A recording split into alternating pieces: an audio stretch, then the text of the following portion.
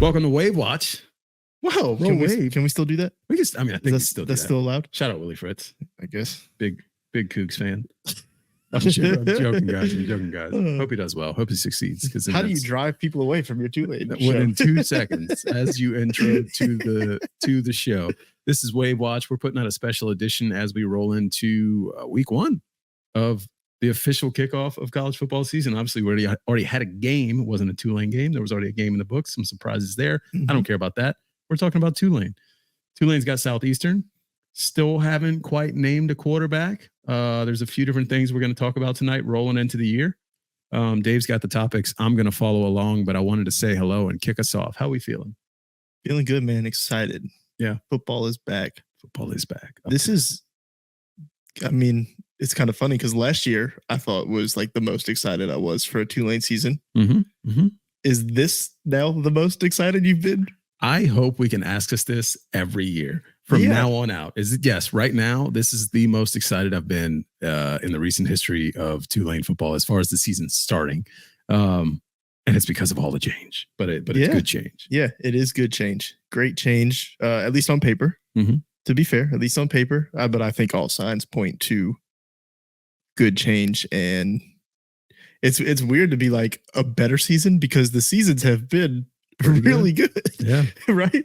It's kind of funny that last year was almost a little bit of a letdown and it was still like a really good year. Yeah. I think it was a letdown, because of circumstances as the year closed out. But. It's a good place to be in compared to where the team were. Yeah. Program. Right.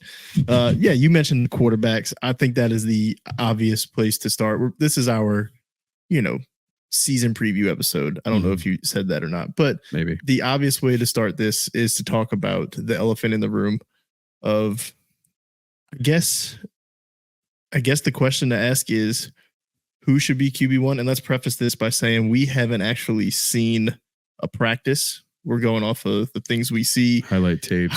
Discussions. Things other people have shared. So shout out to all the people that do share that stuff for the ones that don't have access. But let's just start there. Who would you choose? And then we'll get into the deeper conversation that I want to have about the quarterbacks. It's hard. It's tough, right? It's tough. And there's something you and I said off camera earlier when we were filming some stuff about the Saints that you've kind of learned my mindset about quarterbacks here. I think given the situation, given the things I've heard, I'm going ncaa. I think when somebody kicks down the door, when they just have that it factor to them, not that the other guys have looked bad from what I've seen, they just haven't really shown it, if that makes sense. I think I go ncaa. And listen, it's college football, right? You can start him week 1 against Southeastern and see how things go. I was going to ask, do you think we see all 3 of them? Because I mean, let's be fair. Tulane with the talent they have now, should win by a pretty big margin, I would think. And I mean, I'm not trying to knock Southeastern or anything like that, but I think that should happen. So there should be a scenario where you should see at least 2 of them. Yeah, I would think. So do you think we get more than 1 or even all 3 in week 1? Yeah. I mean, it's like potentially you see all 3. I've seen people float the idea out there. That's why I'm asking. Yeah, listen, I'm going to sound like a hater here. I know a lot of people love certain guys on the team, but I think you hope to only see Ty Thompson and ncaa, right? Yeah, yeah. I'll say what you're not saying. I guess in the nicest way we can say it is. I think we know what Kai Horton is. Yeah. Is really, and like, I'm not even trying to be nice. That just is what it is. Yeah. I've seen it. It's solid. Okay. Yeah, it's fine. I would prefer the upside of the other 2. I think I agree with you. I think ncaa is going to be the starter for whatever that's worth. My bigger question here is that concerning? Not from the perspective of he isn't good enough. Are you concerned? Because coming into the season, it was almost, once Ty Thompson transferred here, it almost felt like it was written in pen that he would be the starter. Is it concerning to you that he didn't come in and just take the job, or did that just make you that much more impressed with Mensah? Well, there's a few different thoughts here, and I'm going to go back in time too after I start this. I think it's not concerning, certainly disappointing though. I think you expect a transfer of his caliber to come in and take the job, right? Like, and I think that's the problem. He didn't take the job, and you had other guys that went out and performed, exceeded expectations, and by all accounts, Mensah has taken the job. I mean, he stood head and shoulders. He's the way he carries himself. It's just his confidence on the field. It seems like he expects to be the starter. And if I go back, and I can tell you guys something to say. So I was just going to reword my question a little bit. Okay, let me say one more thing. If I go back to, we did a wave watch a long time ago, or maybe I did like a quarterback watch thing. I forget what it was, but I was talking about all the different options at quarterback. And one I called out was from day one, the whispers were that this staff liked Mensah. They liked what he brought to the table. It wasn't ever thought of that he could be the starter, but it definitely wasn't shied away from. And I think that while they may not have publicly said it, I think that they were always a little open-minded to just seeing what they had. And I love that they are willing, if they choose to go the unexpected route just by putting the best player on the field. Yeah, I guess the other way I would word it is,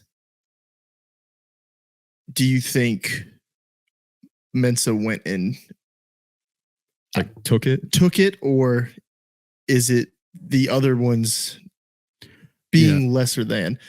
Probably, as all things are, probably a mixture of in between.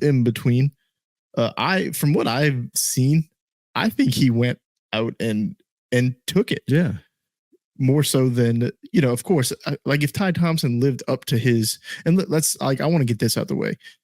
There's people on Twitter, and I don't know if it's Tulane fans or if it's trolls or whatever, but they're just saying, they look at it as Ty Thompson is a 4 or 5-star quarterback, whatever you're looking at with those ratings. And they're like, oh, this guy transferred here, and the fan base wants the 2 or 3 star, whatever Mensah was. These stars ratings, they mean nothing. Yeah. They like, if you look at the NFL, how many times has a first round draft pick been a bust? Yeah. Right? These star ratings mean nothing. All it really could mean is not enough people had eyes on Darian Mensah coming out of high school. I think that also shows some fan base's lack of trust. You got to trust your coach, right? You got to trust your coach. You got to trust he's making the right decision. You can't call there can be a lot of negativity sometimes from certain sections of the fan base, and I hope that changes. Winning obviously is going to bring out some other things as well. But yeah, you gotta just trust your coach. Yeah, like you said, like they don't have eyes on some of these guys coming out of California. They don't know, and even if they do, they can be wrong. Yeah, I mean, listen, man, if Darian Mensah is the best player they've seen at the position, I have all the respect for them to come in as a new coach and staff, recruit this probably one of the better quarterbacks on paper in the transfer portal, and still be like, we're playing the best guy. Yeah. Because there are coaches out there that'll be like, this dude is the starter for better or worse. Yeah. And Boise State just did it. Yeah. Shout out to Boise State. Yeah. The guy we wanted. Yeah.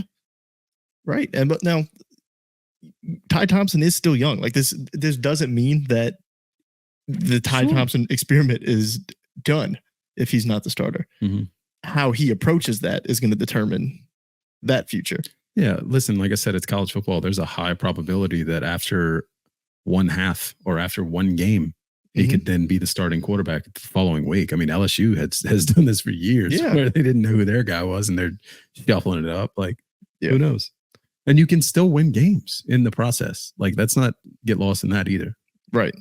I think this can kind of transition into my next question, which was, what position groups are the strengths or weaknesses of this team? And I think, obviously, one of the strength of this team is the wide receivers.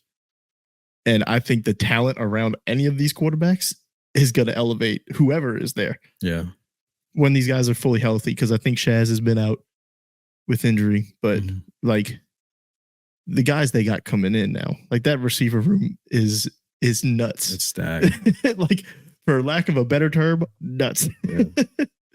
They definitely got all the talent in the world. I mean, on paper, it looks phenomenal. They've got a ton of talent. I mean, Mario Williams is, I still can't believe he plays for Tulane. Right. Shaz, another 5-star guy transferring in, Kai Preen coming over from LSU, Yeah. who's got all the speed in the world. Like you've got a group, and I'm missing guys. Still got UP Brown. Yeah, still got UP Brown. Yeah, who I've been ecstatic for 2 years now, or 2 3 years, however many years he's been here at this point. I don't even know.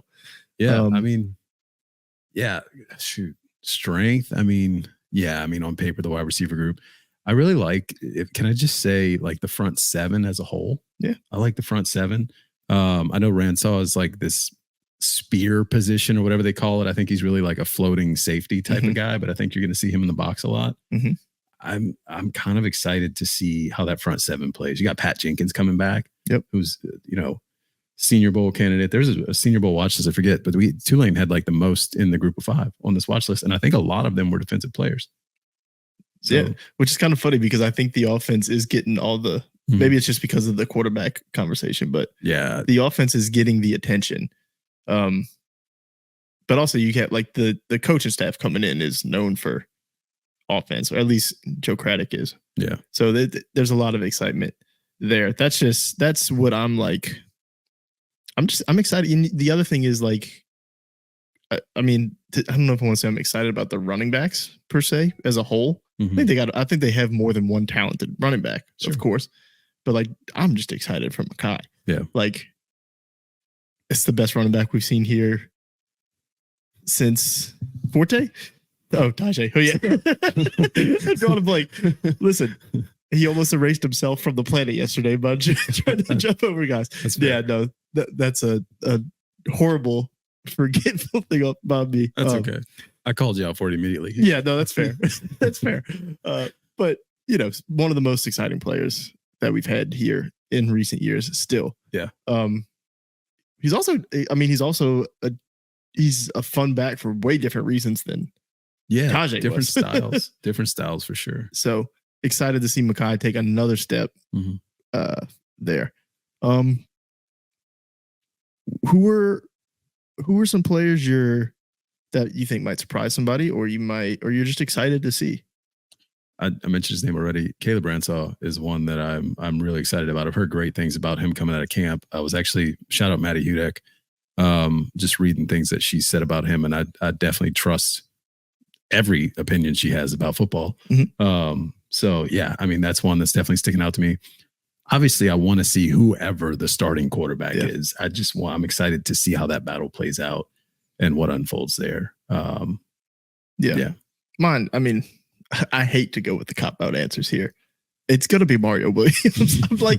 I'm sorry. I would love to give you another name, but it's like, how can it not be? Yeah, that's fair. I said it before. Like, I think I tweeted out, or maybe it was just us in conversation. I don't think people understand how insane it is that this dude is playing for Tulane. He was going to be the next guy at USC. I also think it's hilarious that it was totally unexpected. Yeah. I think people were putting it out there as like not a joke, but like, would this be crazy? Yeah, people did, because they saw he entered the portal and they're like, wouldn't it be crazy? And then I was crazy during the transfer portal time. I started following anybody that was ever linked to Tulane, and I randomly saw his Instagram showed him in Louisiana, and I said, hold on, wait a minute, this isn't actually possible, is it? And then sure enough, yeah. And I'm just excited for wide receiver play. Like, that's the position I grew up playing, so I'm always attracted to it. I feel that. I love Keith Brown. I've been screaming his praises since he got here. So to see him take another, because he started to come on last year, this feels like the year for him. Like, he's the veteran in the group, I think, at this point. Yeah. I mean, as far as Tulane, Pat Watts is still here. Oh, that's fair. So he's the vet. Yeah. You mentioned Preen. Speed is crazy there. I'm just excited for all the wide receivers, because if it clicks, this offense could be a blast to watch. I think you look at the O-line and you wonder how well they hold up. I mean, there's some bright spots. There's some other spots that are questions.